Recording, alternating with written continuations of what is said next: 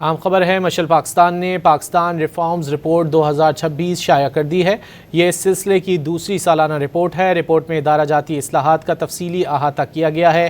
Report کی گئی اصلاحات کو واضح کرتی ہے، ان کے مؤثر ہونے کا تجزیہ رپورٹ میں شامل نہیں ہے۔ مشعل پاکستان نے پاکستان ریفارمز رپورٹ 2026 شائع کر دی ہے۔ یہ اس سلسلے کی دوسری سالانہ رپورٹ ہے۔ رپورٹ میں ادارہ جاتی اصلاحات کا تفصیلی احاطہ کیا گیا ہے۔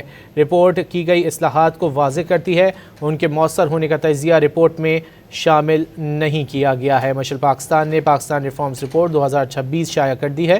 رپورٹ میں ادارہ جاتی اصلاحات کا تفصیلی طور پر احاطہ کیا گیا ہے۔ 2025 میں 135 سے زائد وفاقی اداروں میں 600 اصلاحاتی اقدامات۔ پاکستان ڈیجیٹل نیشن ایکٹ 2025 کے نفاذ سے ڈیجیٹل معیشت کے لیے قومی فریم ورک قائم۔ الیکٹرانک جرائم ترمیمی ایکٹ 2025 کے ذریعہ آن لائن تحفظ مضبوط بنایا گیا۔